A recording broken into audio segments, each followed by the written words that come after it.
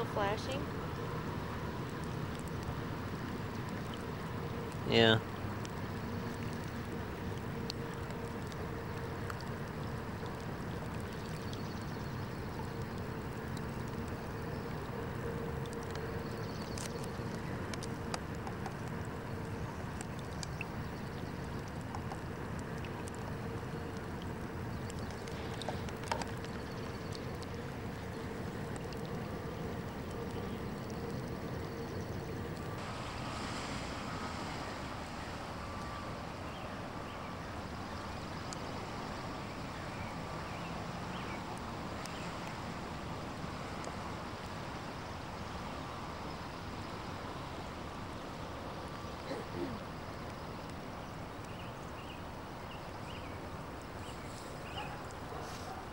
Everybody's anxious for spring to come, but along with spring comes flooding. I'm Darcy Lorenzen here at the 4th Street dike, and we're surveying how far the water level we anticipate to come. And yesterday, as you can see the line of trees out here, the water wasn't nearly that high. But now residents are panicking and hoping that sandbagging efforts will reduce their chance of destroying their property. This is the before picture. There might be an after. Look at all the trash out here. It's been a rough winter. Does anybody care that this place is a dump?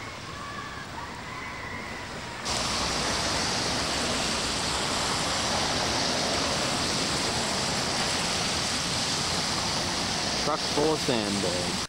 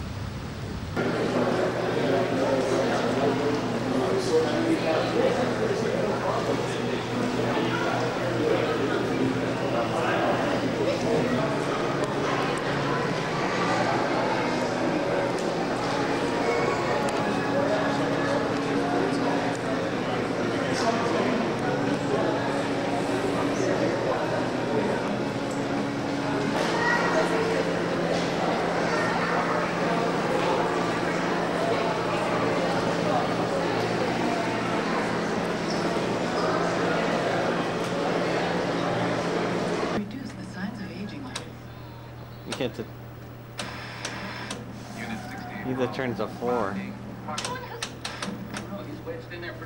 Well, don't point at it. I know.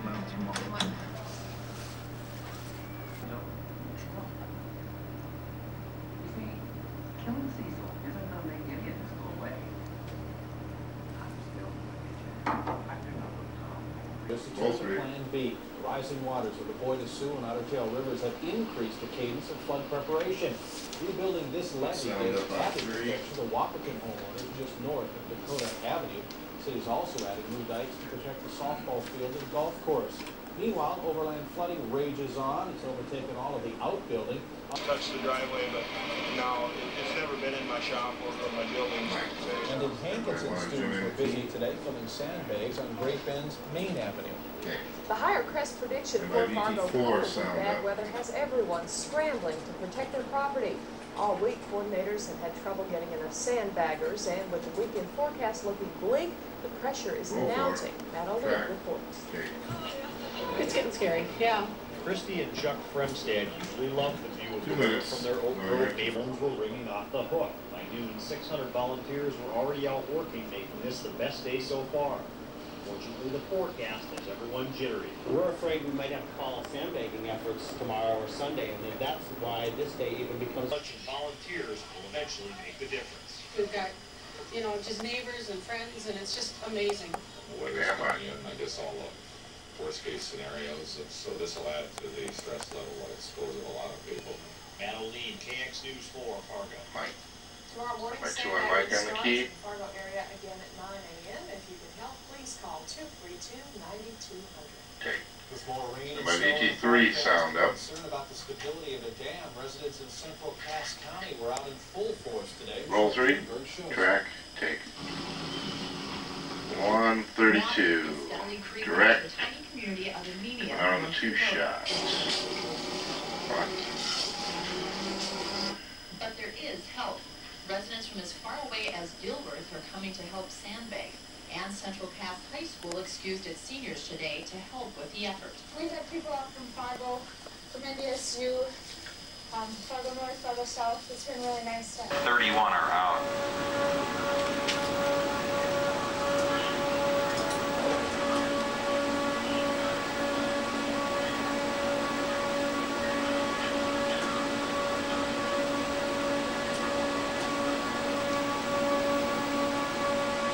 Keep going. Huh? Further away. Sorry. Car. Roll 3.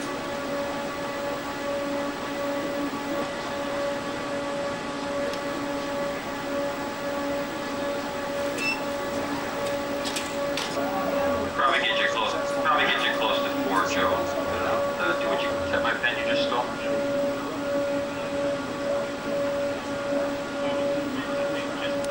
Just a Royals offensive line.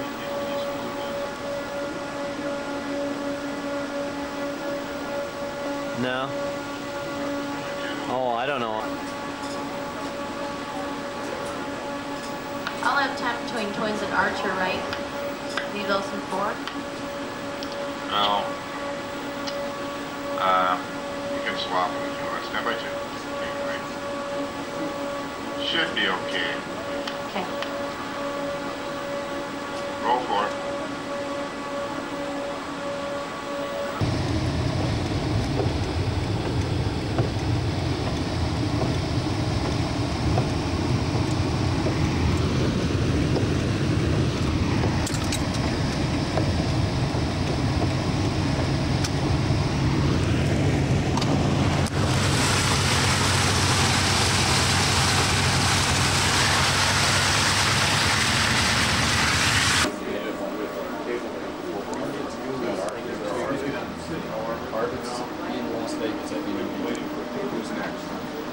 Next in line is going to be Dan or Ronnie. They been notified Paul. I just got off the phone with him. He's on his way over there.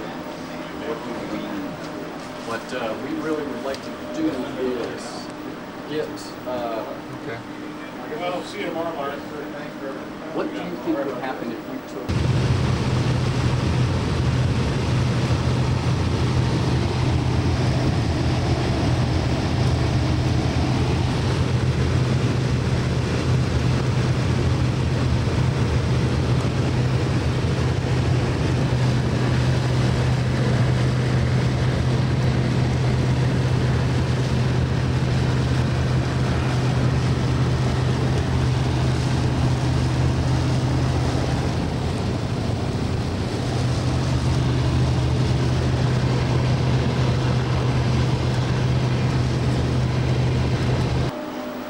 This is Action Central.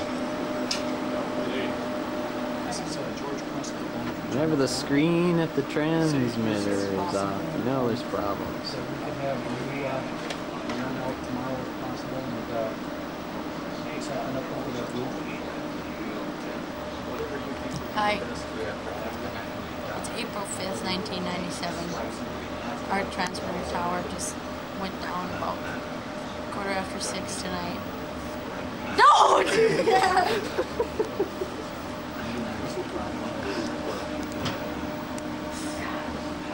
Tell us more.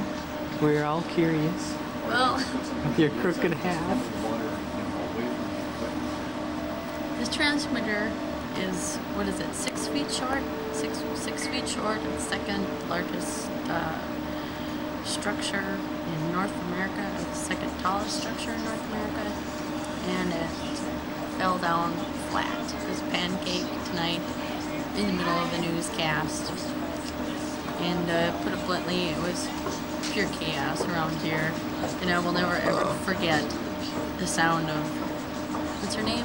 Janine's voice coming over the intercom that the tower has, what does she say? The tower's down.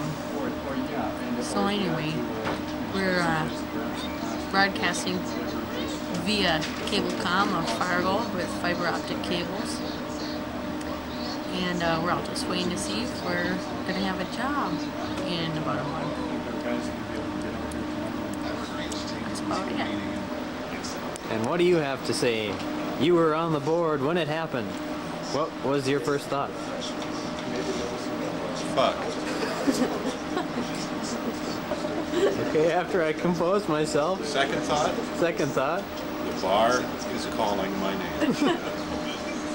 Is there a third thought? No third thoughts after the bar. There's no thoughts afterwards. Busiest man.